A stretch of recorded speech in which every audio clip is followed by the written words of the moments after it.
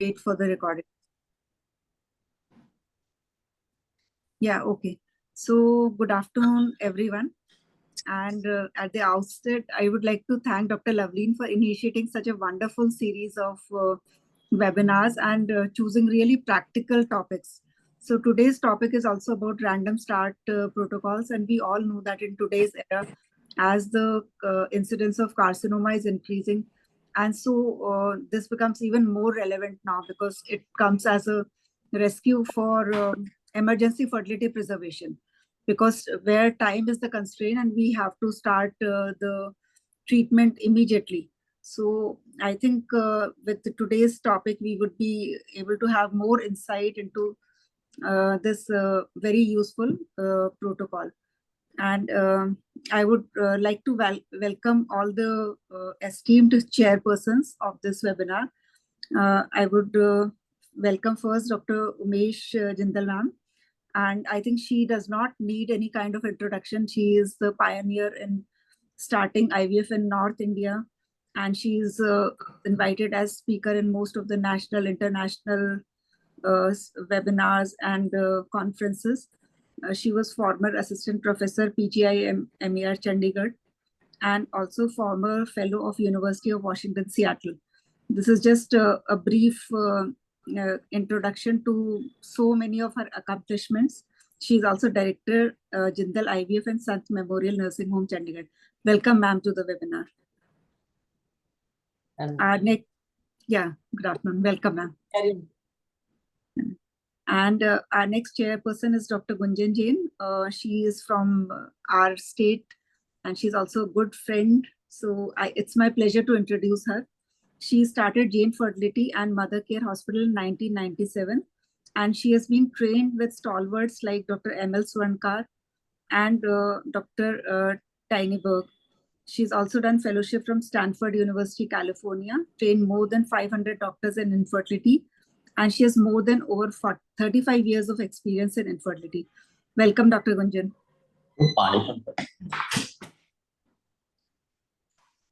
Do we have Dr. Gunjan here? Hello, Anita. Yeah, hello, Thank hello, you. hello. Such a wonderful. It's my pleasure to welcome you, ma'am. Yeah, I can see that you are traveling. Pleasure to be here. Yeah, I can see you're traveling, and such a, you have taken out time from your busy schedule, and she's also the wonderful topic that we could not miss it. Yeah, and she's the current chairperson of SR in this tenure. So welcome. Thank you, Anita, for inviting me. Yeah, and our next chairperson is Dr. Major Pooja Sinha. Welcome, Dr. Pooja. She is Associate Professor, Pandit B.D. Sharma, PGIMS, Rohtak. She has various publications to her credit, and she's published in reputed journals, which are original research papers. Her special interest in infertility and fetal medicine, also special interest in bioethics and medical education. She's life member of many societies and executive member Haryana chapter of IFS. Welcome, Dr. Pooja. Dr. Pooja, are you here? I think possibly not. Yeah, possibly. Dr. Vani is there. Dr. Vani is there. Welcome, Dr. Vani. Dr. Vani Sharda. She's also one of our esteemed chairpersons for today's webinar. She's director and senior consultant in Ops and Gynae and Infertility New Life Infertility Research Center and Suman Hospital, Ludhiana. She has presented scientific papers in various national and international forums. She is also on advisory of prestigious body and has been invited as faculty at conferences in India as well as abroad. She's been trained in various subjects, also especially training in infertility management and ART from IRM Calcutta, and also ultrasound training courses from Foxy. She's president Society of Fetal Medicine Punjab chapter and past secretary of ISAR Punjab chapter. Welcome, Dr. Vani. My privilege to be a part of this August gathering, and looking forward to listening to Dr. Kulkarni. Thank you so much, ma'am. Yeah. Welcome, Dr. Vani. And I would also like to welcome Dr. Alok Sharma as our chairperson in this webinar. He is consultant obstetrician and gynecologist at Maternal and Child Healthcare, Civil Hospital, Sundarnagar, Mandi, Himachal Pradesh. And he is founder secretary, that is so prestigious. He is founder secretary of Indian Menopause Society of Shimla chapter and also founder secretary of Indian Fertility Society, Himachal Pradesh. He is also national faculty for HPV vaccination. Welcome, Dr. Alok. Yeah, on that note, I think we can start with the webinar. And chairpersons can introduce our today's speaker.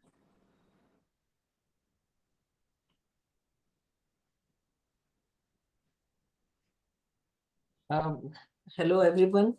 I think, Anita, I know Dr. Kulkarni. Dr. Kulkarni, welcome to this webinar. But actually, I don't have his formal CV. I would prefer if you could introduce him and then we can carry on with the session. Yeah, just give me a minute here. I only know one thing, that sir is a very, very keen academician. And whenever we get into trouble, we run to him and he is ready with the solution.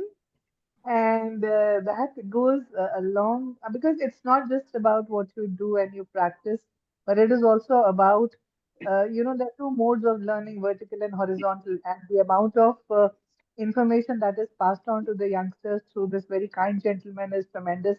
And I'm really thankful to him for that. Over to you for Can I do the needful first? So sorry. Dr. Yeah, Dr. Lavleen, you can carry on. Yeah. Acha, because I think I had a problem with my web connection and I was offline for a little while. So Dr. Sachin Kulkarni is a consultant at Sunanda IVF Kolhapur. He's HOD Fertility and Reproductive Medicine Department, Jahangir Hospital, Pune. And he is also a teacher at Reproductive Medicine course at Dubai and consultant at New Leaf Fertility Center, Addis Ababa. And he regularly conducts fellowship programs in IVF and reproductive medicine. And just like Dr. Vani said, he's like one go-to person. He's that 3 a.m. friend for so many of us. And a lot of junior people who have trouble keep asking him for help. And his help is amazing. And he's so prompt with his answers. I've seen in a group that he is in, and very concise and backed with evidence always. So I think without wasting more time, we can just have the great pleasure of hearing him. Namaste, good Over to afternoon, you. everybody. Namaste and good afternoon, everybody. It's my immense privilege and pleasure to stand before a very distinguished and esteemed audience. And I'm really thankful, Dr. Lavleen ji, for taking such a kind initiative and inviting me here. I hope I can do some justice to my lecture.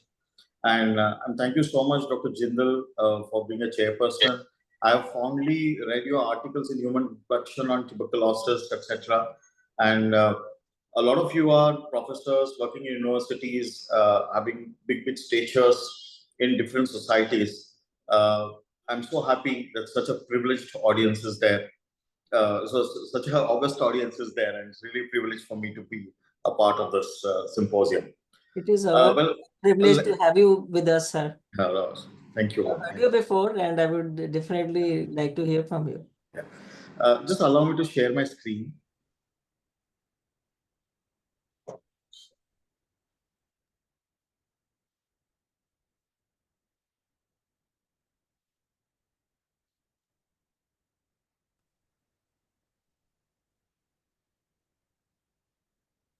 I'm sure you're able to. Are you people able to see my screen? Yeah.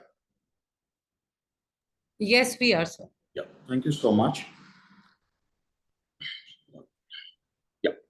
Now it is more clearer. Yes, it is, sir. Thank you so much. I'm going to take you through random start IVF stimulation as I understand it. Initially, we will discuss a few things on physiological aspects, which are very important. And then we will go at different scenarios which can come to us. And how do we put those scenarios in the phases of the menstrual cycle so that we can start our IVF stimulations. And lastly, we will go through a bunch of evidence papers which have been published onto this.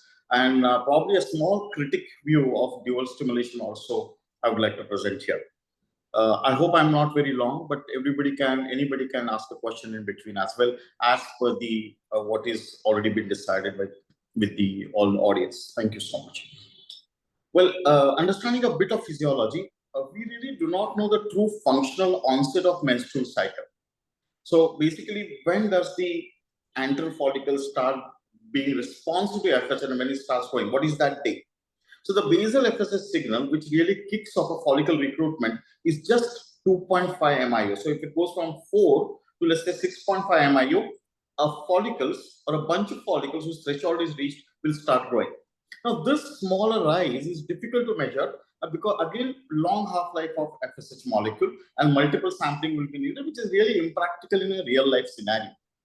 So, but at the same time, we really know when an LH surge takes place, that is the end of follicular phase. So it's just such a funny thing that we don't know when it starts. We definitely know when it ends, certainly when the LH surge is there, and that even a patient can pick it up by doing a urine LH kit test. LH surge will be identified by even a urinary dipstick. FSH baseline is of small amplitude and it cannot be recorded. So since we do not know when the follicular phase starts accurately, we highly depend on the surrogate markers like the size of the follicle. When we say, well, the follicle is 17, 18 millimeters, it's mature. Or estrogen is about 200, 250 picogram per follicle, which is beyond 16 millimeters, we say, well, follicular maturation is achieved. But these are the surrogate markers. We really don't know when the follicular phase has started off. A few more things in the luteal phase. Now, we all understand the corpus luteum secretes estrogen as well as progesterone. And all of them are responsible for the endometrial changes which take place. But what is the role of a luteal estradiol? And when D. Ziegler et al. Did his studies, wherein he gave Proguanova for first 14-15 days, and then he gave progesterone for 6 days and did a biopsy, the biopsy was exactly like that of a secretory phase of a luteal phase, endometrium. And he said progesterone alone can make a good endometrial luteal changes or endometrial receptivity. Now, why do we have estrogen? So they have two different hormones in the luteal phase. Both have a different function, as the reproductive physiology tells us. There's a drop in the estrogen, which is a primary factor controlling the basal FSH signal. As the corpus luteum demises, the E2 will drop. And menstrual bleeding is solely because of the result of progesterone withdrawal. But the luteal estrogen, the drop in the luteal estrogen, it is the one which makes the FSH to go up, and the FSH wave or the FSH kicks off, goes up, and a wave of follicle gets recruited. So both the hormones have different functions. So if you have a luteal estrogen for a prolonged time, then the FSH rise will not take place, and that exactly physiology we use when we give late luteal estrogen, so that's to synchronize our follicle herd in IVF. So most of us always learned of starting stimulation on day 2 or day 3 because we want to synchronize with the rising FSH level. But this is really misunderstood because the FSH rise starts about -3 to -4 days for somebody who is having regular menstrual cycles, young age, and a regular ovarian reserve. But somebody has a low ovarian reserve or somebody's advanced age, beyond the age of 37, 38, this thing, which the FSH rise will be about -6 to -8 days before the onset of menses. So when we try to start a stimulation on day 2 and day 3, ideally, we are not synchronizing. About 2 decades back, when we were using GnRH agonist protocol, this problem never arose because we always synchronized the whole herd, and then we started stimulation because we achieved gonadotrophin specific hypophyselectomy by giving GnRH agonist prior. But with antagonist cycle, synchrony has become a problem to us, and commonly we face asynchronous development at the end of stimulation. Again, starting day 2, day 3 is very good for the fresh ET because blastulation and blastocyst readiness with receptive endometrium can only be achieved therein. But a common practices, the real world scenario, we have huge patients of polycystic ovary. Because of risk of OHS, we don't want to give HCG trigger. And we have so many patients of diminished ovarian reserve where we want to do embryo pooling and we want to choose for freeze-all policies. So starting stimulation on day 2, day 3 may not be applicable to all our clients. So the modern ART practice, a part of it is oncofertility. Also, we have PGTA cycles wherein we want to accumulate more embryos and go for freeze-all. We also have PGTM, wherein we may be doing 2 or 3 cycles. Like for thalassemia, we may have to do 2 cycles or 3 cycles so that we get adequate embryos, not only for aneuploidy testing, but also for HLA testing. Poor ovarian reserve, again, pooling cycles are very common. And polycystic ovary with high responders on the go, we always do a freeze-all. So majority of us are into freeze-all cycle. When freeze-all is so well accepted, why stick to a typical day 2 start in our IVF stimulations?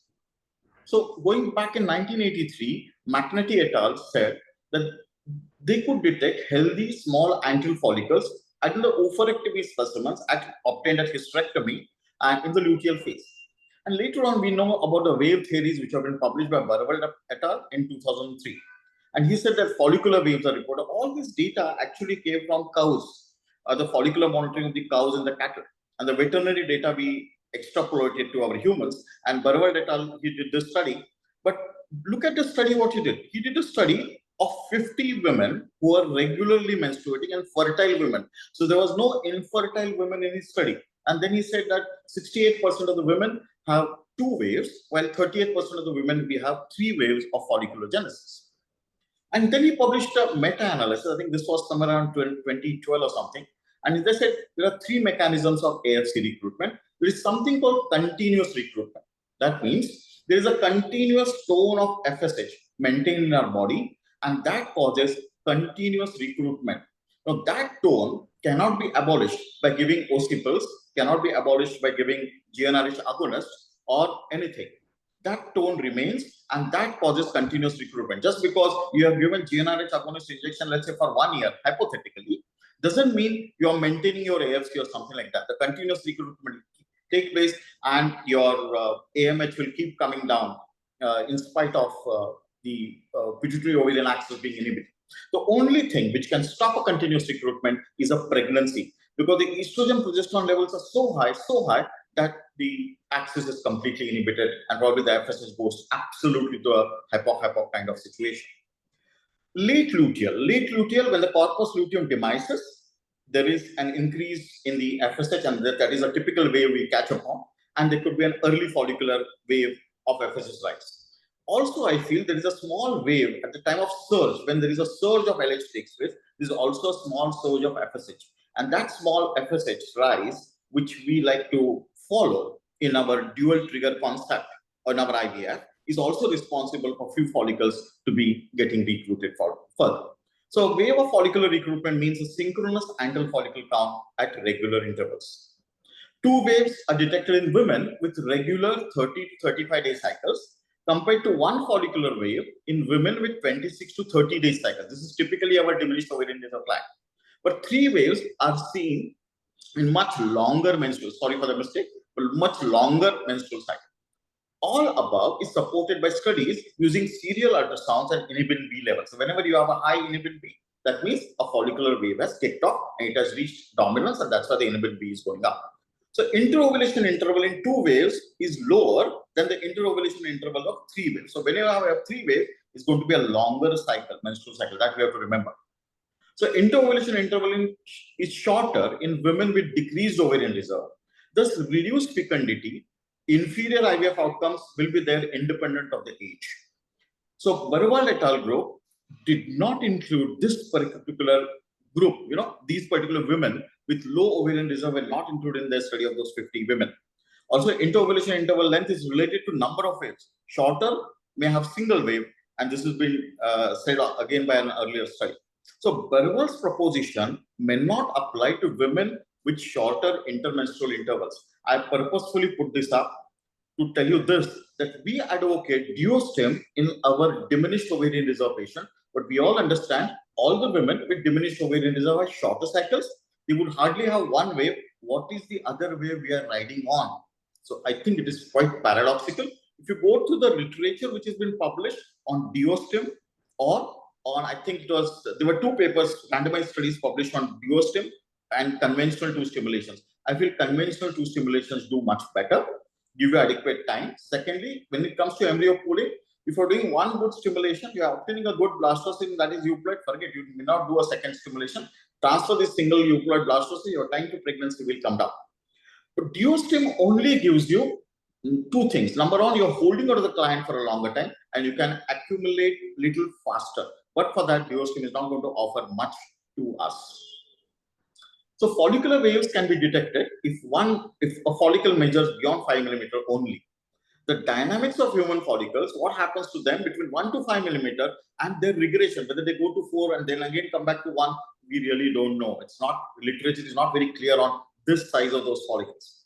And certain AFC without much variation will be seen in all phases of menstrual cycle, and that is what we are going to explore when it comes to random start stimulation. So let's disarticulate.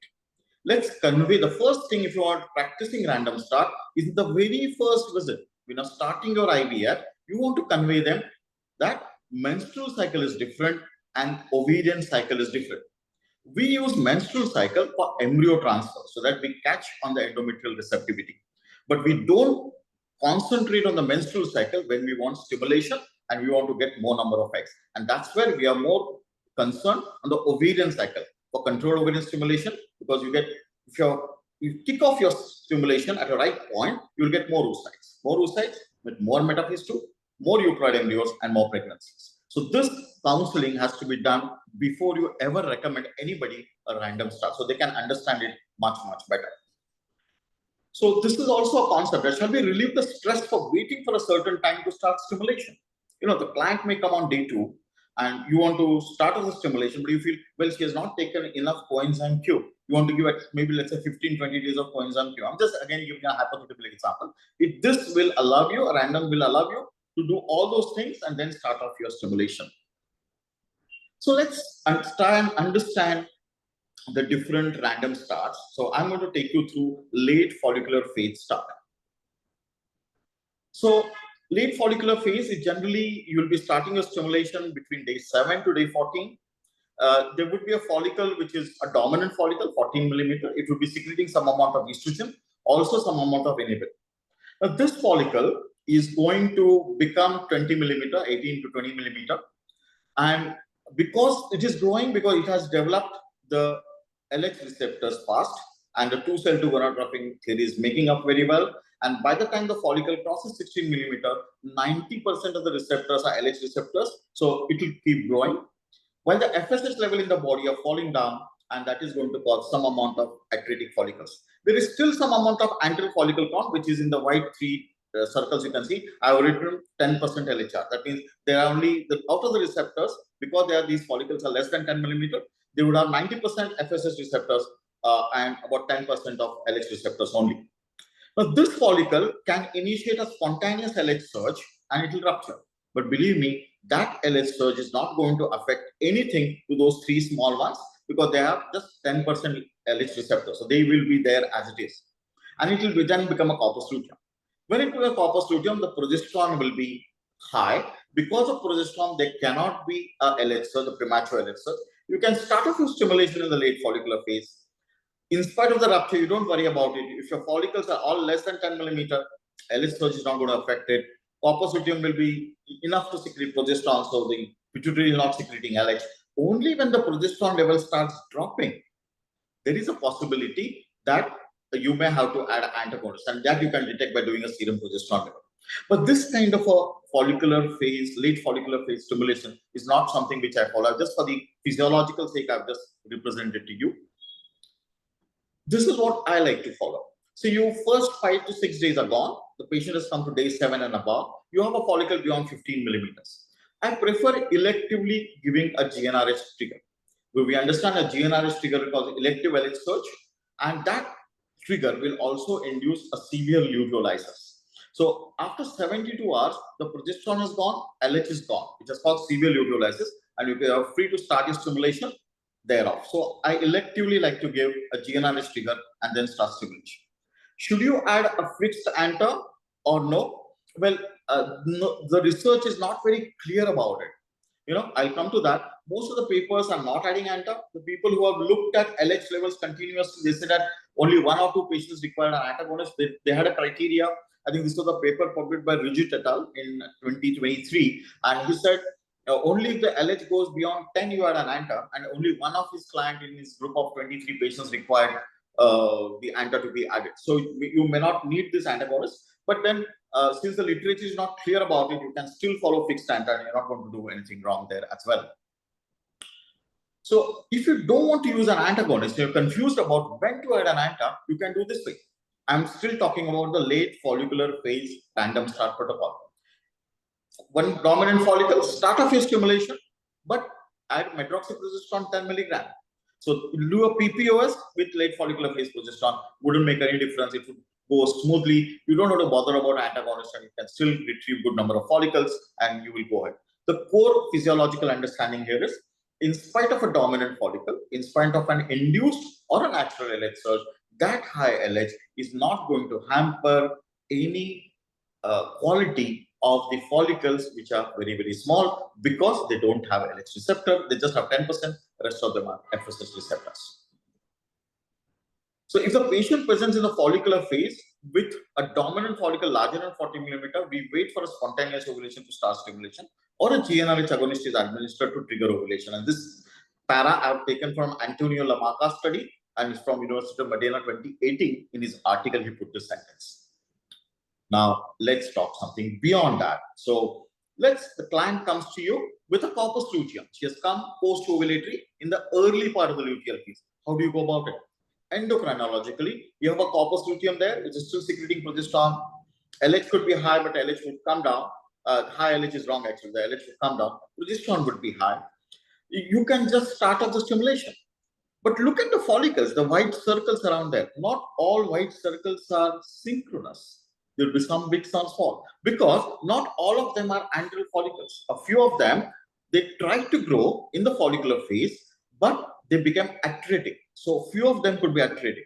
So when you look at the AFC, you're very happy about the AFC. You say, well, 8 follicles, let's start off. And you kick it off. And when you reach about 8 to 10 days of stimulation, you realize, well, only 3 or 4 are growing. Not everybody is going. Because you cannot rescue every atretic follicle. An atretic follicle can only be rescued within 24 hours and as late as 72 hours. Beyond that, an atretic follicle cannot be rescued. So this kind of problem you can have if you start the random start in the early luteal phase. Unless compelled, like an oncofertility reasons, electively, I'm a little hesitant to start my stimulation in the early luteal phase. I prefer going to the late luteal phase. My preferred choice is to go to the late luteal phase, when the corpus luteum is demising. So you can generally look at the cycle length. She says, I have 28-day cycle. You can take about -5, -6 days. She says 30-day cycle. You can come maybe about, let's say, roughly about -4 to -6 days is something I look at it. And if I see a synchrony of follicle, which is commonly seen there, the atretic follicles have all gone. This is a new herd which is developing, and a small rise of FSH at the time of spontaneous LH surge also is responsible for this, contributing to this herd of follicles. There will be low LH, progesterone also coming down, and this is a physiological way. This is when your FSH naturally is going to go up, and I will synchronize my stimulation with that, and we go ahead. So this is my preferred choice of my random start is late luteal. Now, in case I'm calling my patients late luteal, and then I have some function to attend or a conference to go for, then I can easily put them onto estrogen pills, take them to a certain time, and I can schedule and alter them as well. Now, suppose you have a corpus luteum and you really want to come out of the activity. You don't want to wait for even those 4 days, to go by when the corpus luteum demise takes place. Just add antagonist injections, and now elagolix is available. You can just give elagolix tablet 150 milligram or 200 milligram once or twice a day for 4 to 5 days. It will create an atmosphere of low LH and low progesterone, and you can go ahead and start the stimulation further. So late luteal this is what I start. We will go between day 21 to 30. We can start stimulation till the time she gets menses. There is no need to add antagonist. You can only add antagonist once she crosses over after the menses, 2-3 days, and then the follicles are already going to 14 millimeters, something you can think of going with anta. I prefer giving a little higher dose. Suppose I've decided 225, my dose will be 300. And this is, I feel, is an ideal time to start your stimulation in any case, for every case. So let's look at a few evidence papers which are detailing on the random start. So this is one paper by, I think this comes from, 1 minute, this comes from Modena, University of Modena. And this is the same Antonio Lamarca paper which I took that thing from. This is about new strategies of ovarian stimulation based on concept of follicular waves, and they discuss about conventional to random and double stimulations. And they said that recruitable antral follicle count is present throughout the menstrual cycle. Multiple cohort of waves are recruited. Initially, formally, we used to, instead of waves, we used to call herd. Herd is recruited. Women with 3 waves have longer menstrual cycles, and the one with 2 waves. And one of the largest study done on luteal phase stimulation was by Wang et al. In 2016. All normal responder women, they did either short flare, mild stimulation using CC lateral and gonadotropins, and they were compared to luteal 225 IU of HMG stimulation. There were 3 arms in the study, and implantation rates were identical in luteal phase stimulation other regimes. So a lot of these concepts of random start has come from the luteal phase stimulations. But then that gave us a lot of confidence to clinicians that we can do a random start electively for somebody whom we are not really planning a dual stimulation, etc. And that's how these studies are very important for us to know. Random start cycles beyond oncofertility, they basically stem from China, if you see, because couples need to travel long distances and they desire to start the treatment as soon as possible. And something similar condition exists in India also. You could be getting a client who's traveled 60 kilometers or 100 kilometers, or the army people or many more officials who are getting transferable jobs, and they will, you know, doctor, can you start it off now? Now we are mentally prepared and we want to go back and come again. So random start really allows you that flexibility to practice when you practice selectively as well. Q et al. In 2016, number of oocytes obtained whether you start on day 2, it was 5.7, late follicular start 5.2, and luteal start 5.2. So they had 3 arms in the study. A few started on day 2, few started after day 7, and then the luteal start. The number of oocytes obtained were the same. Again, this endorses the fact that recruitable antral follicle count is there throughout the menstrual cycle. And this is a beautiful paper by Baris et al. This is something all of you should read, and this 3 of patients. I'm sure many of you must have read already. From day 2, day 3 stimulations and time to freeze all cycles. It's a paper by Baris et al. and Nicholas Polisos. Says that FSA responsive follicles are available throughout, and random start ovarian stimulation originated from oncofertility reasons. And they looked at a meta-analysis published in 2021 of random start stimulation by Alexander et al. There were 10 studies, about 1653 women long. They only said that there are longer stimulations, more FSH dose will be required, and number of oocytes, embryos, even the fertilization rate, they were all similar compared to the conventional day 2 start. And studies published on follicular phase stimulation and luteal phase stimulation, similar blasts are seen, number of blasts, even the euploidy rate is same, pregnancy rates are same, but only longer drugs and more doses are required in the luteal phase. And this has been endorsed by multiple papers in 2016, Martin in 2022, Boots in 2016, and Wang in 2016. So multiple people are saying the same thing, that the character of the oocytes obtained, the fertilization rate, your pregnancy rate, euploidy, blastocyst formation, everything remains same, whether you start in follicular phase or luteal phase. And that's what has made us go towards random start protocols. This is one of the largest study, I would say, published by Michael Wolf et al. And this was timing of ovarian stimulation in patients prior to gonadotoxic therapy. This is a typical reason why random start ever started. And this is an analysis of a big paper, about 684 stimulation. And they divided the group into 3. A was a conventional start, B was day 6 to day 14, and C was a stimulation start after day 14, so probably luteal start. And what about the total dose? Look at that. C, that was the luteal stimulation, required a higher dose of FSH, that is 2970 IU compared to the conventional start. But look at the number of oocytes, they're almost the same. There is no difference. So you're confidently you're going to get good number of oocytes whatever day you start your stimulation. Let's comparative data of early follicular phase and late follicular phase ovarian stimulations. This is Zhu and Fu et al. In 2019, Frontiers of Endocrinology they published. In normal ovulatory women and luteal phase, once the follicle was 14 millimeter, not luteal phase, late follicular phase, once the follicle was 14 millimeter, they started stimulation. After primary LH surge initiated by the lead follicle, no secondary surge was noted. Late follicular phase stimulation, longer, more FSH injection, but they got good quality embryos and pregnancy rates were similar. So we did not hesitate. This is the 2023 Rigid et al. Study. This was an oral presentation in ASHRAE 2023. And he said that oocyte donors were started late follicular phase. ANTA was added only if the LH went beyond 10. Of 17, 1 women recruited. I said 23, I'm sorry for that. ANTA was required only for 1 lady and longer stimulation, but all parameters, embryological parameters were normal. Again, this gives us a strength that it is worth practicing random start. Retrospective data and non-randomized studies on early follicular phase, late follicular phase, luteal start, all yield similar oocytes and good quality embryos, increased dose duration, but less ANTA, and that could be a cost balancing. Freeze-all, I'm not counting in the cost because that is already pre-decided by most of us in most of our IVF protocols. Random start, ovarian stimulation in oocyte donation program, and this is something which is very much needed for the day of today. And this is a nice paper comes from I think University of Valencia. So they said that generally the stimulation starts within 4 days compared to more than 4 days. Most of the stimulation start conventionally, but they did a subgroup analysis when the stimulation started between 4 to 14 days or beyond 14 days. And this was a distribution of all their patients, on particular day of the cycle and how many patients were started stimulation on that particular day. On the left side, you can see still loads of patients who started on day 1, 2, 3, but many of them were started later as well. Now look at the clinical pregnancy rate. It's 54% in conventional and it is 56% in random start. While implantation rate, it is 55.6% in conventional compared to 52.3%, and p-values are not significant. So it doesn't make any difference. So it is welcome. A random start is definitely welcome.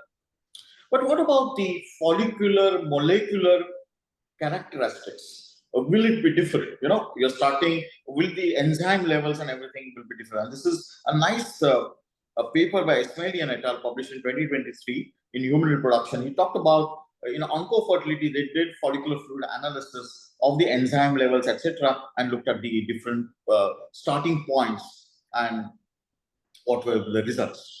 So they evaluated the steroidogenic features of oocytes developing at various stages of menstrual cycle, like 3-beta hydroxysteroid dehydrogenase, aromatase, all enzymes functioned similarly. Fertilization rate, embryo quality, all was same. Pregnancy rate was not compared because they were onco patients. The transfer would go after 2 or 3 years. So the pregnancy rates were not available, but steroidogenic features of the follicular fluid was available and the fertilization rate and embryo quality was available. They're all the same. But this is the problem. There is a dark side to random start ovarian stimulation, especially if you're doing random start for somebody who is an egg donor. There could be an OHSS because of an inadvertent pregnancy. So this is a nice paper published in RBM Online 2024. Inadvertent pregnancy in egg donors and random start ovarian stimulation can aggravate OHSS. So see, if you're starting late luteal, she's already pregnant. You start with the stimulation, go on and realize that she's pregnant.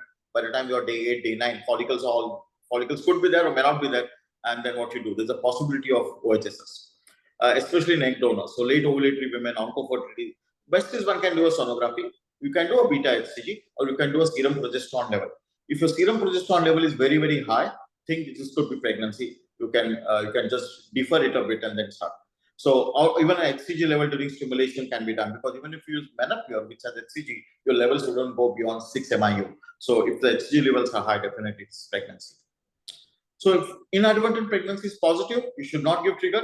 You have to observe carefully. LMWH will be required, that is OHSS of pregnancy. Antagonist can be started. We really don't know whether we do it because we really don't know the usefulness. And if she desires to continue pregnancy, should we give antagonist anyway? So prior counseling for inadvertent pregnancy and HCG testing should be done for all, or you can recommend them barrier contraceptive. But barrier contraceptive, it's okay to recommend for somebody who is infertile and taking random stuff. For somebody who's an egg donor, very difficult to recommend something like this. Antagonist in luteal start, many papers have been published. I've just listed the authors there. It's generally not necessary in luteal stimulations. Endogenous progesterone alone blocks the LH surge. But in Antonio Lamacca's paper, he says since the literature is not very clear about it, in his practice, he's still using antagonist. Otherwise, he says just give progesterone primed ovarian stimulation when you do a random start. What about, can you use letrozole? Yes, you can put letrozole. I'm not going to go through this. I'm just giving you this. Suppose you have a follicle, a synchronia follicle, follicles less than 14 millimeter. You still aspirate them and just do IVM for those follicles. And those follicles obtained beyond 16 millimeter, you can go for routine ICSI procedures. And this is a Japanese breast cancer study of random start stimulation. They use aromatase inhibitors. It's a multi-center retrospective observational study. They gave short flare protocols or antagonist protocol, but they gave letrozole throughout the stimulation, irrespective of estrogen receptor status. Now, here in I'm not so very comfortable with using letrozole in the course of stimulation. As I understand, that estrogen is a mitogenic hormone, and you require a good amount of estrogen, especially follicular fluid estrogen level has to be very good, because it's going to give a good proliferation to granulosa cells. And in turn, that will determine the oocyte competence and the quality. I feel in oncofertility, breast cancer, we get oversensitive about it, and we put letrozole for a prolonged time. So keep it E2s low. And there's a nice paper published on the oocyte morphology after letrozole, and they said the oocyte morphology, particularly intracytoplasmic as well as extracytoplasmic problems, are much more. All p-values were significant compared to non-letrozole and letrozole cycle. So I'm a little skeptical about it.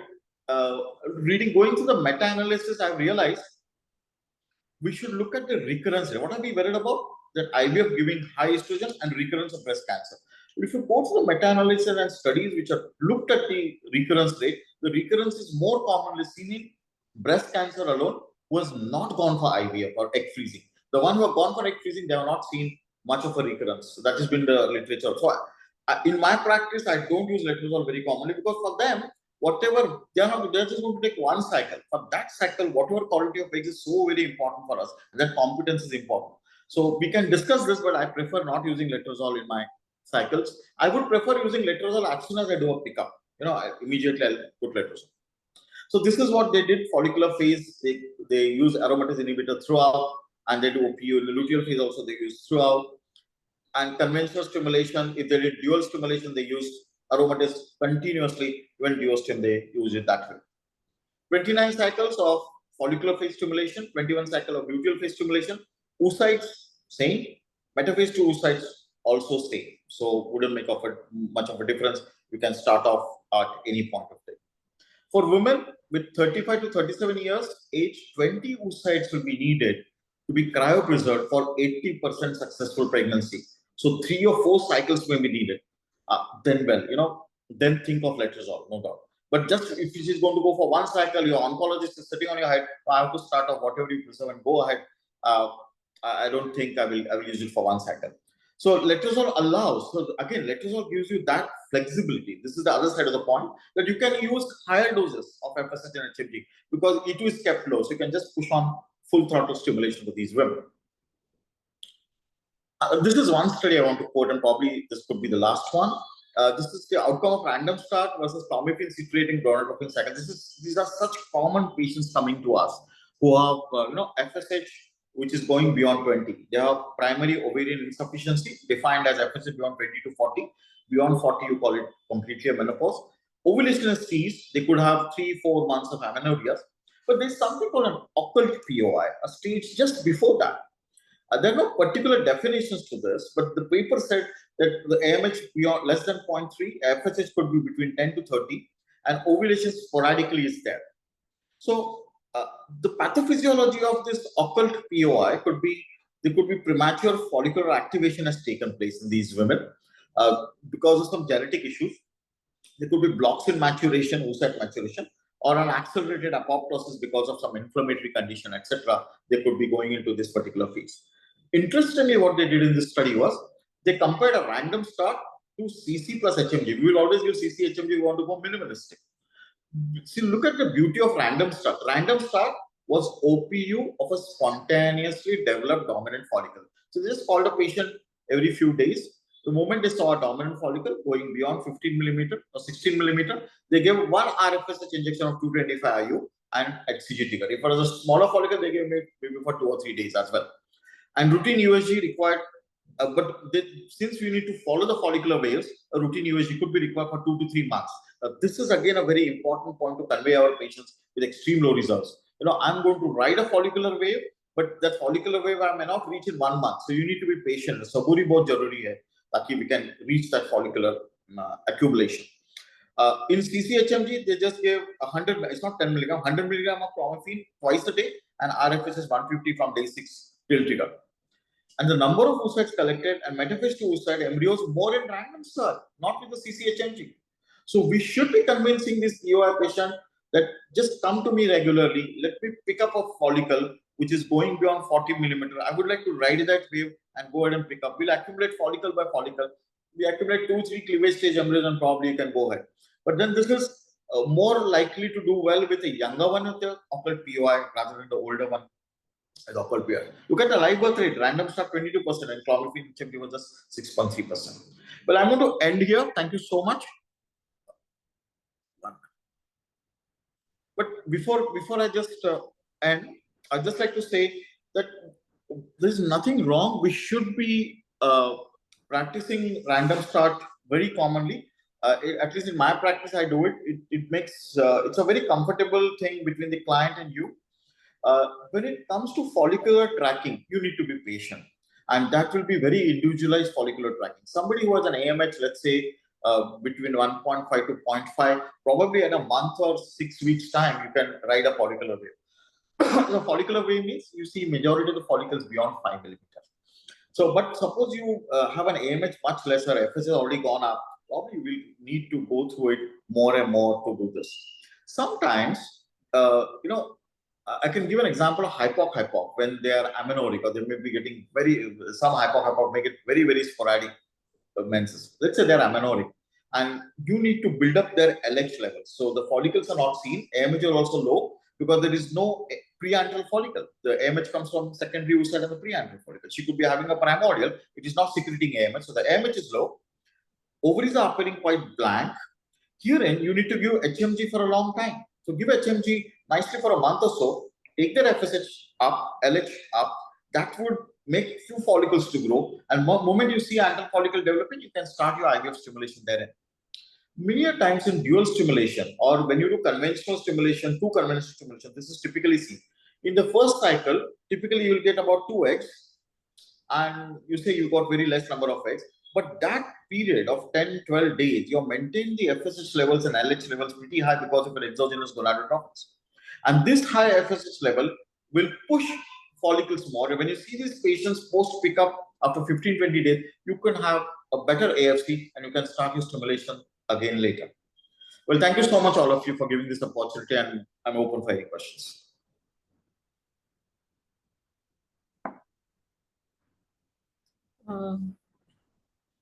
Dr. Besh, ma'am, could you unmute yourself?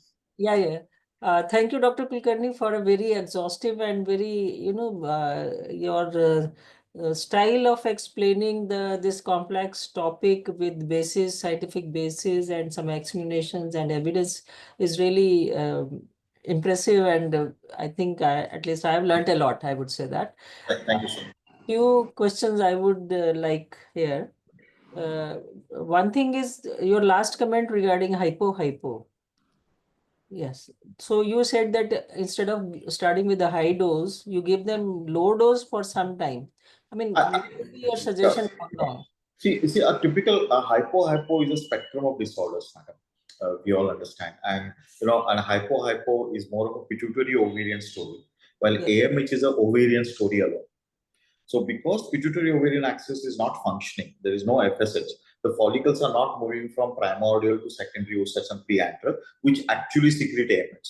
So low AMH is not actually the pathophysiology of hypo. It is an ovarian story. So now, can we give them FSH and HMG basically? Can we give them HMG? We need to give LH as well. So can we give HMG for a prolonged time? So you can give it for 1 month or maybe 2 months. Don't give, just give 150 IU dose. Give for a prolonged time. Convince them and keep doing ultrasounds every 15-20 days. A few hypo which are on a good spectrum, one of the follicles may just go and rupture also. And she can, because especially if the DAS test is positive, the pituitary ovarian axis is functional, she can just, she can ovulate as well. But otherwise, you're building up the FSH LH levels, which is pushing the small primordial or primary oocytes, which are not seen, ahead, and you can have a better AFC. Let me give an example here. I was recently, it's an anecdotal example, sitting on a hypo like this, and she was not ready to take HMGs for such a long time, basically. So I said, I did a little Indian jugaad, wherein, I just gave her a small doses of HCG. I would give about 250 IU of HCG every alternate day. And it will be very cheap also. And I gave it for about 20 days or so. And I could nicely see the follicles appearing because I was giving her these LH, which would push the androgens and the follicles up. And then I could write the stimulation further. Yeah, I think that was my question, because I was trying to compare it with the male hypo, where HCG is given for 3 months and then LH will build, and you may add HMG. You're so right. You're so right. Actually, I was coming to that only. You're They so can right. we give HCG to achieve the same result? I think that's very interesting.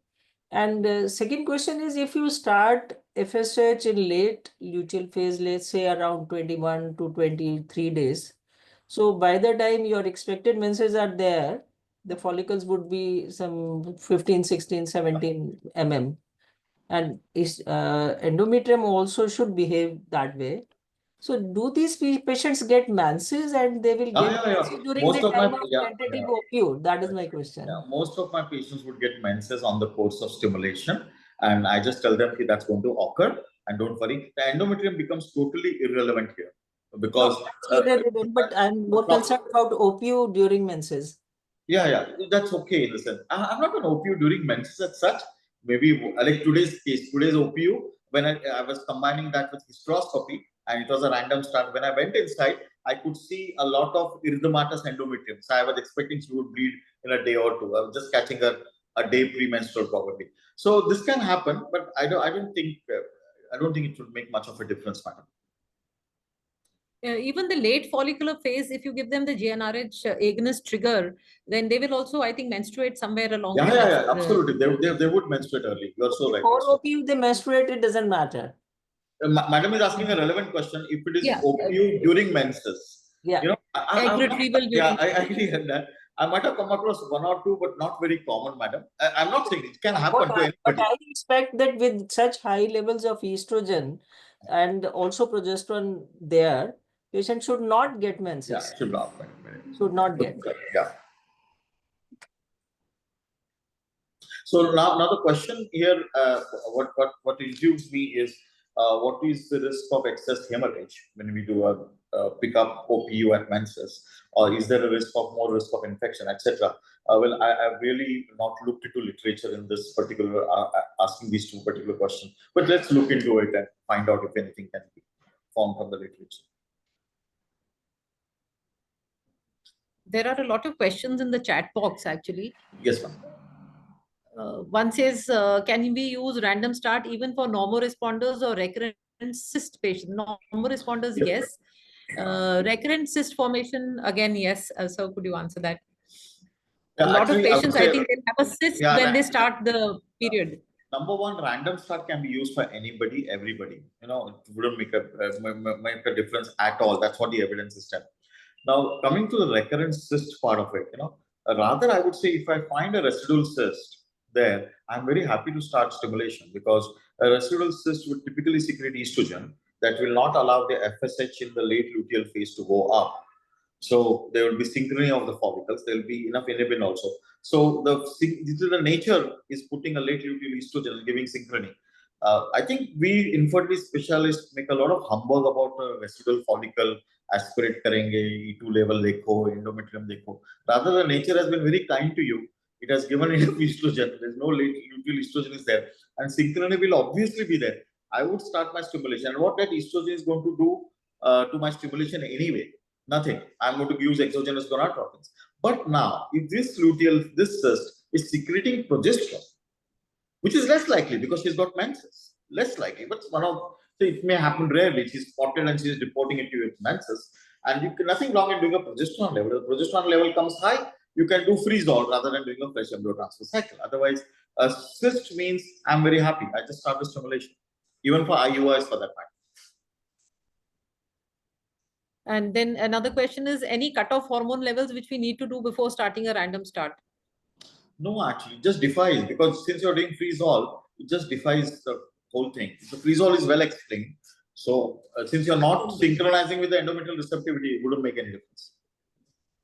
So if we are going to be using antagonist as a fixed protocol, then definitely no need for any hormone levels. Or otherwise, maybe. If you are doing PPOs, also no need. You can just, if the patient crosses over the menstrual cycle and then the follicles are beyond 14 millimeter, you can do an LH.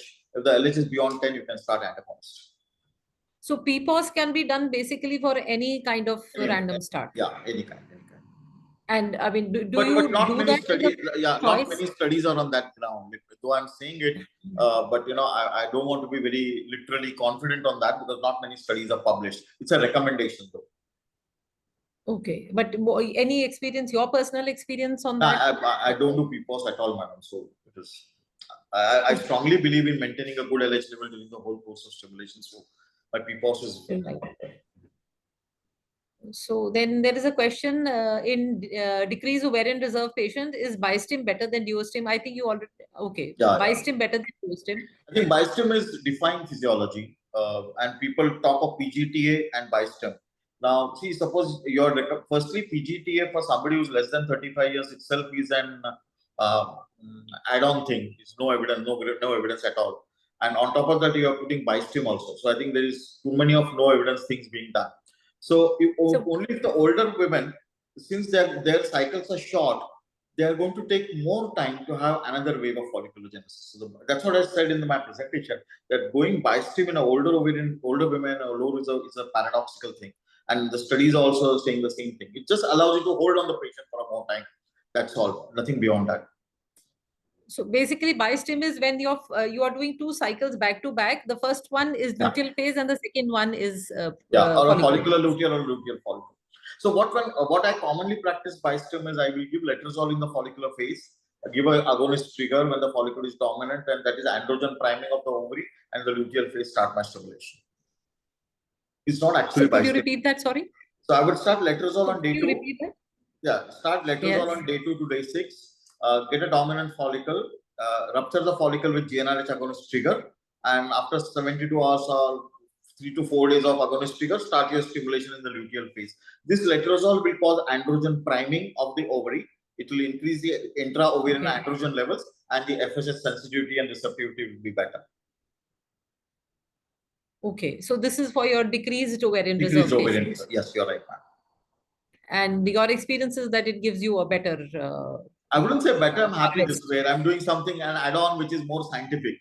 Rather than, you see, the gels now, testosterone gels and all those things are completely bonked up today, because all the studies where they gave testosterone only for 9 or 10 days, they said a good result. But moment they, like Nicholas Polizor's study or Vaughan et al. Study, when they gave testosterone for a longer time, they had to stop the studies and they did not have any good result.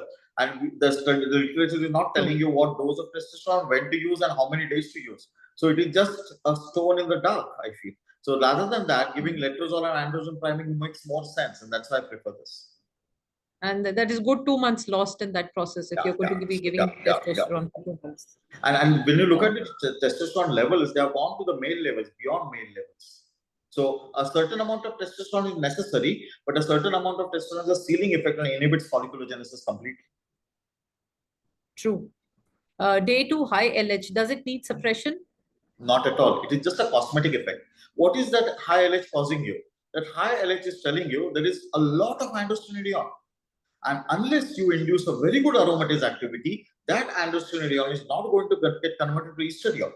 So it just tells you increase the dose, that's all. Induce a good amount. Suppose you're dying, let's say 300 IU of routine Indian HMG for a LH level which is 15. It may not do well. You better use RFSH, because RFSH induces better aromatase activity than HMG, and then you can. But you can use LH. I prefer using not using RFSH alone in my stimulation. I always use an HMG or a Menopure combinations with that. So high LH is only telling you use high doses, nothing beyond that. So, I mean, normally, I do not even check the LH levels on day 2. Is there a recommendation, or is there a subset of patients where you should be checking the LH levels? You're so right, madam. Such a beautiful question. I would check LH levels on day 2 or prior to start of stimulation. In women who have taken OC pills, who have taken leupride depots after surgeries and things like that, to detect low LH. So somebody who has an LH less than 0.5, I will not start my stimulation. I will put those patients onto Provinova, 6 mg a day for 8 to 10 days, repeat a LH. Because with Provinova, the LH will come up. And once the LH goes beyond 2, I will start my stimulation. But that's what I use a lot of E2 pre-treatment, because it gives a good LH pool. All your stimulation protocols must have a good LH pool to start off. That assures a certain raw material like androstenedione. That's right. And let me see any more questions. Naveen, can I ask, please? Yes, please.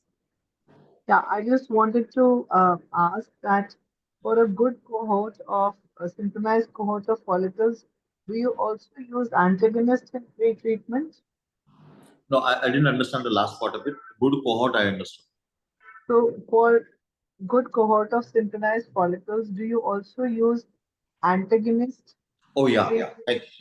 No, since madam, I'm a true believer of maintaining a good LH level at the start of the stimulation, and that is I call good LH pool and good LH tone during the stimulation, because all the studies are definitely telling us if you maintain a good LH tone, your oocyte quality is better, competence is better, more oocytes, more blastocysts also.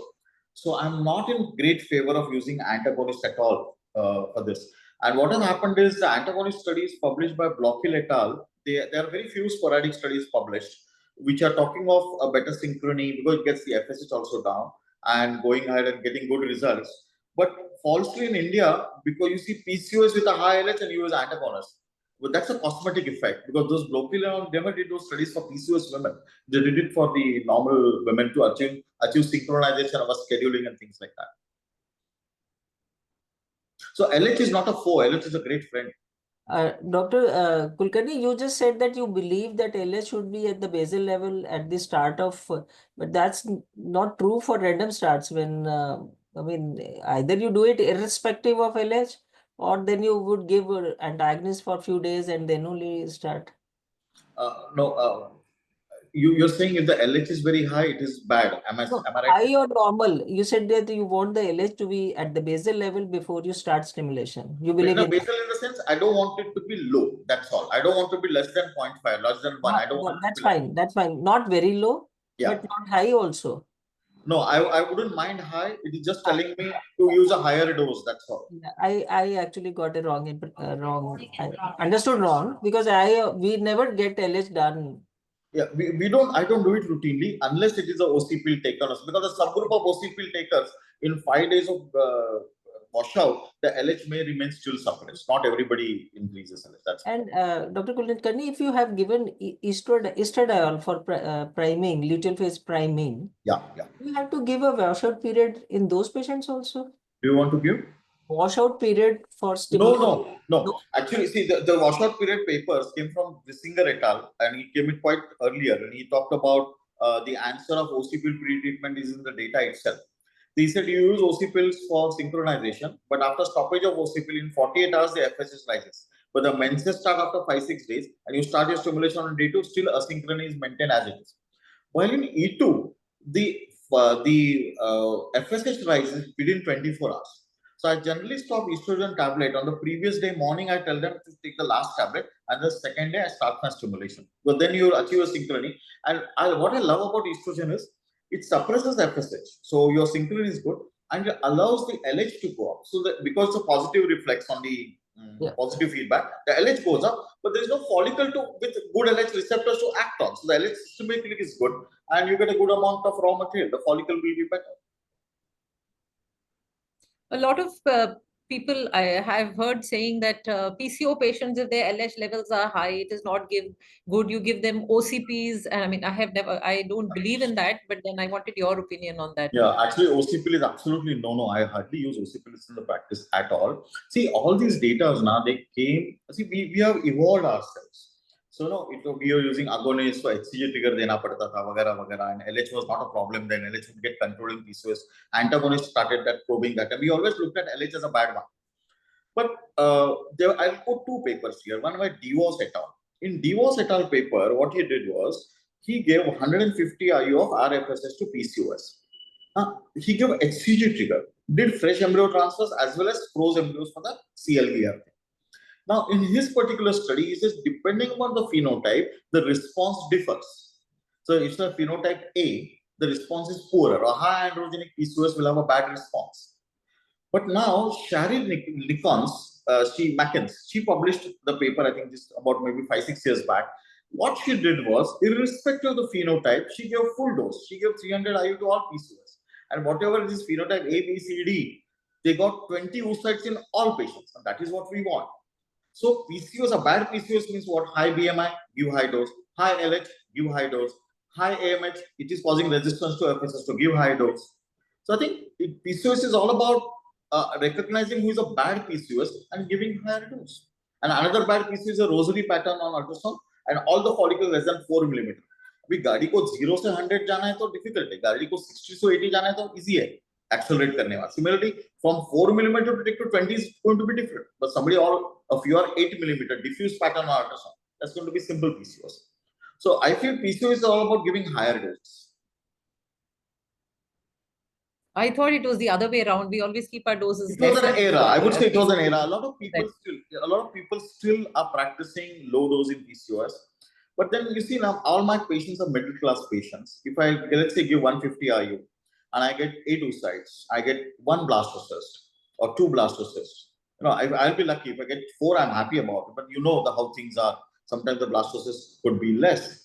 And then, but rather than if I get 20 oocytes, I would get some more blastocysts, more eggs, more M2, more blast, more 20 is a fair number. You don't want too many of those medium-sized follicles. So in that situation, that is the exact situation. We go by the your study by Megaset HR trial, where the average AMH was 5.5, and they used Menopure. So use Menopure, and you will not have a lot of small follicles recruited, and you will not have large number of follicles aspirated also. So favorite for a high bad PCOS would be Menopure. Right. Thank you. So that's going beyond today's topic. Some more questions I think are there. Somebody's asked, I had a patient where dual stimulation was done, 7 embryos after pooling, but did not grow to blastocyst. Can this be a problem in the stimulation or poor oocyte quality? No, actually, Nasi, when we say there is embryo arrest, the embryo arrest is something which needs to be discussed and thought about and talk to the client before you embark onto stimulation. Because we take what if no embryo form kind of a consent. Consent means it gives an opportunity us to discuss. So what do we discuss? We say that, well, some patients can have embryo arrest, and that is basically genetics. Nothing wrong with your genetics or your wife's genetics. It is the genetics of an embryo and the factors there. So what a laboratory can do, a laboratory can use an ionophore medias. Then why not be little flexible in using calcium ionophore or oocyte activation medias beyond, let's say, old age. So I use it for old age, I use it for low reserve, I use it calcium ionophore medias also for patients who have severe oligospermia or TISA samples, etc. But a liberal use of calcium ionophore, there are few papers which are also talking of epigenetic changes taking place. I have not read much about that, but just one paper I've read. But that is something can be debated. Second is we can use hyaluron Hapselect. You can do Hapselect for the sperms, which is in our limitations. And if you're maintaining your KPIs very well, it's very easy to counsel the patient. So embryo arrest cannot be because of stimulation, I feel. If you've got still metaphase to oocyte, it can be to the stimulation in the trigger. But embryo arrest, I don't think it's a part and parcel of a stimulation problem. So how do we do this? Quality. 1 minute. I'm so sorry here. I'm so sorry. I would say here, on the last day of stimulation, I do an FSH level. Now, this FSH level, if it is beyond 20, that means I have reached the peak of my stimulation. No more drug is necessary, nothing is necessary. Okay, so suppose that FSH comes 8, so my stimulation, I could have improvised on the stimulation in the next cycle. So if it is 20, nothing else can be done. So whatever you opted is an optimum quantity of eggs. Your stimulation has gone well, and embryo arrest is just one of those bad luck things. And most of the investigations are research-based, which we do not do in our clinical practice. Dr. Sachin, I just wanted to say about this calcium ionophore. As I know, this is a add-on for fertilization failure for older oocytes and poor sperms. But embryo arrest or non-formation of blastocyst, I mean, do you recommend this, or do you, I mean, you're proposing, if I understood correctly, that culture the embryos in media containing calcium ionophore till the day of blastocyst? I mean, two things I'll say. One is the calcium ionophore, the culfit media, the calcium ionophore medias for oocyte activation. We use it after ICSI. After ICSI, it is put in that media for 10 minutes and the culture goes further. That's what my embryologist tell me. Now, suppose I feel a fertilization failure or blastulation arrest is there. I start explaining all these to the client, and the client asks me, why, sir, you did not use this in the first cycle itself, that you're thinking of using it in the next cycle. I've faced all these issues. So I've liberalized a bit on the calcium ionophore media, though it may not sound greatly evidence-based. I do agree, and my apologies for that. But it gives me a little flexibility when it goes to the counseling part. So at this juncture, my embryologist PhD thesis topic is this only, madam. We are doing sibling oocyte studies, wherein we're doing half will be going for calcium ionophore and half will be going without that in egg donation cycle. That's what we're going to do now. So we will find out once we go through 1 or 2 years of these studies. I'm sure I'll be able to answer this much better. Then one question, sir. Yeah. There's another question that in patients with low LH, you suggest start tablet estradiol 6 milligrams a day for 10 to 12 days to raise the LH, and then we can start 24 hours after stopping Proganova. Yes. 24 hours after stopping Proganova. Correct. Start. Yes. Okay. What is the cutoff of serum FSH on the last day of stimulation, which indicates not an optimum stimulation? So you said 20, that already you said. Yeah, 20 means you are reached. So I would say anything beyond 18 is good. But again, I'm not putting this 1 minute, madam. I must apologize here also. I'm not putting research. I'm just telling you this is a peak. Beyond 20 FSH, no more follicle can be recruited. The science, as science understands, all the FSH receptors are satisfied. So, taking the level to 36, you're not going to stimulate any more herd of follicles here. So, getting that concept, I'm telling you, reaching a level beyond 18 should be good enough. That's a very practical point I'm telling you. I'm not putting evidence here or something like that. So, does that mean that if you have a patient, say, who has PCO and he has a lot of follicles, but sometimes they just don't grow, they kind of get arrested at 14 mm or so. So if the E2 levels, the FSH levels are below 18, you can increase the dose and they may that's what, because what happens, madam, Posidon 1 is very common in India. Okay, now Posidon 1 is a retrospective diagnosis. So you want to make changes in your next cycle, like adding RFSH, adding electric stimulation, increasing high starting dose, then might as well do all those things in the first cycle. And then if the client, it's a private practice. The client is going to ask you, I'm going to spend 2.5 lakh rupees with you, and you're saying that your stimulation was suboptimal. Then I have an argument to do that. Well, I reached an FSH level of 20, so I'm sure my stimulation was optimal. Okay, and there's no argument for that anyway. Right. Now, if your FSH level is 12 and you're going to do one more cycle and that patient has given you 3 oocytes only, you can tell, well, I think in spite of whatever drugs I used your FSH serum was 12. I can make it maybe 18 by increasing the doses in my next cycle, and probably we can look forward to get some more oocytes. It's a good counseling tool, madam. How much it really reflects into it is something to be studied. Even we are going to analyze our data, which we are doing it over the last 2 years now, and let us see what it comes. It's a good counseling tool, I feel. Dr. Kulkarni, can you explain a little bit? I think I didn't understand it properly. The relationship of E2 and LH. You were saying something that high E2 will. Yeah. So suppose we give anybody Proganova 6 to 8 milligram for 10, 12 days or whatever number of days, your estradiol in the body is going to rise up. And this rising estrogen, we understand from Spiroff, estradiol level of 200 picograms beyond 50 hours will stimulate a LH surge. Okay, so if you take the estradiol for a longer time, estradiol level will go up, and that level will have a positive feedback to the pituitary, and the LH will go up. But this high LH doesn't have a follicle to act on. All the follicles are less than 10 millimeters, so LH receptors are not adequate. So they're not going to cause any luteinization, but they will give you good raw material in the form of androstenedione, and your factory of ovarian stimulation will go very well. Dr. Kulkarni, on one side we say that high continuous estrogen levels inhibit HPO excess, and LH and FSH both are depressed. We are giving estrogen alone here. I'm sorry to interrupt, madam. We are giving estrogen alone here. It will definitely take the FSH down. FSH will be very, very low, but the LH level does go up. I mean, this is contradictory to what we have been reading about pain mechanism and other things. Okay. I'll post. And Atrazole is bringing down OC pills. See, if you give OC pills, the whole hypothalamic will rise.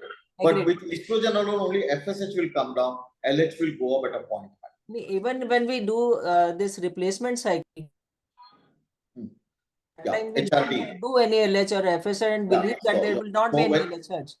When you do HRT cycles, and let's say we're given 14-15 days of 8 or 12 milligrams of Prova, if you do LH is high. But this LH does not have effect on window of implantation. So it doesn't. There are 2 papers published onto the effect of LH levels in HRT cycle, and this one paper is saying with high LH you get less pregnancy. Other papers saying doesn't make a difference. So I feel it wouldn't make any difference, because in MNC cycles also we have LH coming to 20, 17, 18. We still go ahead because LH does not create the window of implantation. Progesterone does. So I don't think any HRT LH is of any importance. Okay, but I got explanation to one of my problems which was nagging me. In one of the HRT cycles, we always do E2 and P before starting progesterone, and in one patient the progesterone was very high. Yeah, and there was no evidence of any follicle. Yeah, that's a real surprise. That's a real surprise. So when we cancelled that cycle, but we were very perplexed that from where this such high progesterone has, I think in the range of 12, 14, 16. That's very sad actually. And that surprises even I see in my life. And that surge could have occurred because of estrogen, the way you are saying. No, but then progesterone has to come from a follicle. That's what I wonder. So even if a 12 millimeter follicle is there, it is okay. But even if but maybe there's some small follicle which was visible, got luteinized, and Even we have been perplexed many times by this kind of a situation. Now that we've started, just the other day I was talking to Sir that a lot of unexpected P4 levels going up, and some FET cycles getting cancelled because it's getting little difficult and perplexing to explain how the P4 just rises. Okay, so there is one final question I think we'll take. We have kind of overshot the time. If LH levels are already very high on the day of antagonist is scheduled to start, does antagonist might be less effective, preventing a surge, and cycle could be compromised? Rather, this cycle is the most benefited cycle. Okay, it's completely ulta. Now, let me take you back to studies which are published in 1980s and 85s. Adam Balin published a study. He put it in his book on polycystic ovary syndrome by Adam Balin. He said that when you start Clomifene, on day 8 you should do LH levels, and the LH level is high beyond 10, you should cancel the cycle. And I started following that up, and then I realized that those patients are getting pregnant. So in IVF also, when you give LH, let's say LH on day 6 of stimulation is 20, let's say that, and you have about 3 or 4 follicles there. You start ANTA, within 2 hours the LH is going to drop. And LH of 20 is not something, it's a surge. Beyond 20 would be a surge. Again, those follicles which are there on day 6 are going to be less than 12 millimeters. So what happens? Why the LH goes up? Let's understand again. The women with advanced age, or women with very low ovary, especially with high age, the amount of granulosa cell layers around the oocytes are very few, maybe 5 or 6 layers. Normally there are 10 or more layers. So if the amount of granulosa cell layers are less, the amount of gonadotrophin surge attenuating factor secreted is less. Normally, gonadotrophin surge attenuating factor drops the LH level compared to the basal on day 6 of stimulation. But herein that amount is very less. So the LH is free to move ahead. But you start ANTA immediately, and ANTA within 2 hours the LH is going to come down. And it will come up after 16 to 24 hours, the LH may come up. In case you are in problem, you can always repeat LH level before the next ANTA, and you would already realize it would be low. So you wouldn't worry about it. So regarding LH, now let me just what I practice, I'm just conveying you. Firstly, I believe strongly that we need a good LH pool. And secondly, I believe during the course of stimulation, we need a good LH tone. So there is nothing like LH sealing in the stimulation protocol. LH sealing is prior to starting the stimulation. So LH is high, 20. You will use higher dose. That means you want to crack the ceiling. But in the course of stimulation, let me give an example. Let's say you're giving menopur to your patient. Menopur means HCG plus FSH. So after 5-6 doses, your HCG level will go up. Let's say the HCG level you get is 4.5. A 4.5 HCG means 7 fours are 28, and LH level of 28 and more. Okay, so in spite of 28 LH, you will have a good amount of stimulation and your yield is better, and menopur gives a better live birth rate and a less amount of miscarriages. So you have a good LH tone. What does LH tone do? This will give a lot of raw material, androstenedione, but your aromatase is doing very well. So it will convert all that androstenedione to estradiol, and your estrogen synthesis is better. So rather than having a low LH tone, like 0.5 through the stimulation, it is better to have a decent LH tone so that you do better with your stimulation. I hope I'm able to convey a bit. I'll post a paper here, a relevant paper. I'll post a relevant paper on this, no problem. That will be nice. I agree with you, Dr. Kulkarni, because we are giving exogenous LH for that very purpose only. Yeah. So I think we need to change our mindset of yesteryears of LH is a foe to LH is a friend. Yeah. I think, Loveleen, I think we have troubled Dr. Kulkarni a lot and asked a lot of enough. It's a pleasure, madam. It's not a trouble. Never. And so please, we have just exactly 4 minutes. Let's see what we can do in that much. So by 5:30 we will. Any more questions? I mean, we thought in medroxyprogesterone or norethistone, which is the better. Student earlier. Yeah, that's what she told. Yeah, she's been listening to you and just wanted to say hello to you. Hi. How are you doing, better? Glad to see you here and hearing you after a long time. Yeah. Good. And now she is a very renowned IVF specialist like you. Great. Not like, but no. I was telling that the first pickup which I saw in my MD was at your place, sir. No. You will be much better than us, don't worry. Thank you. And when I told Dr. Loveleen that sir has been teaching us, she was like, okay, that's very great. And she had all the... I said, wow. Thank you, ma'am. Sorry for the interruption. It was not my forte, but I just wanted to say hello. I had no other way to communicate. Thank you, sir. Thank you. What is the question, ma'am? So, estrogen pre-treatment, when to stop on the day of menses or beyond that, or still the start of stimulation? You already said. Generally, 24 hours prior?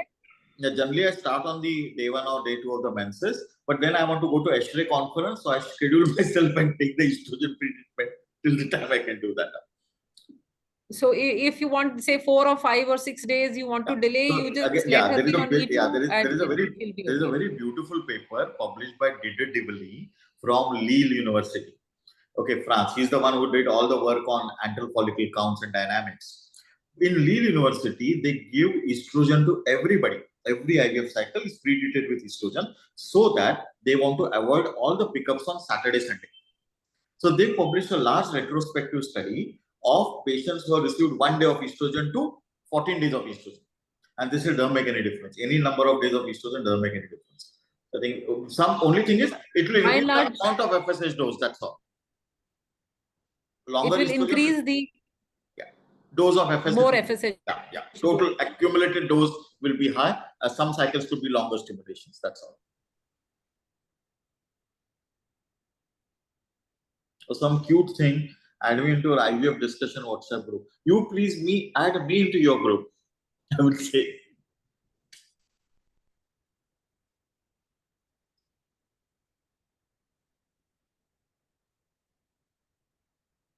Loveleen, ma'am? I think she's your connection is lost. Yeah. And I think now Natasha, you have any more questions or comments? Ma'am, I have the vote of thanks. Okay. I'm just looking at one question. Let me just take that up. It's not a question. It's a very good comment. Adrenal hyperplasia or adrenal tumor can cause. That means they're talking of the progesterone levels, which unexpectedly see. And I very well agree with this particular reason. I very well agree. Because we always forget when we look at progesterone that adrenals also secrete progesterone. So this is a very valid point that you get unexpected high progesterone. You should look into these kinds of things. Very well said. That comment is very well said and well taken.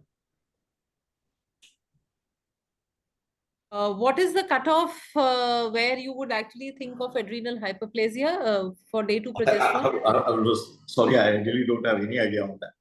Because all right. I really don't have any idea on that. Beyond 2 with nanogram, you have to, investigate and give a challenge test and ECTS challenge. Then only you can decide. I think the upper cutoff is 10 nanogram, perhaps. After the challenge. Medroxyprogesterone or norethistron, which is better for pre-stimulation to avoid high LH? Number one, don't avoid high LH. Let it be. Let it be there. Because that is just a cosmetic effect. You still have to use higher doses. So don't bother. Yeah, don't bother. Okay. Just say Eureka. Good. Don't bother. Dr. Navina has said that the level should not be more than 2 to 3 nanograms on the day 2 of progesterone. And if it is higher than that, then you should be looking out for an adrenal. Thank you so much for that. Okay. Thank you, Dr. Navina. And thank you so much, sir. I request Dr. Natasha on behalf of the Haryana team to give a vote of thanks. Yeah. Thank you so much. Thank you so much, everybody. Thank you so much, sir, for your valuable time and expertise. Actually, I think with your topic, it was very engaging, thought-provoking, and it has given us many practical clinical tips to follow that we can see. We are looking for more such lectures from you. Please, guys, the next lecture is on 20th May. Stay tuned to us on these Harvesting Success series. I would also like to thank our President, Dr. Pankaj Talwarsal and Shweta Mittal ma'am, our General Secretary, and our respected chairpersons, Dr. Umesh Jindal, Dr. Vani, Dr. Gunjan, Dr. Alok, and Dr. Pooja Sinha.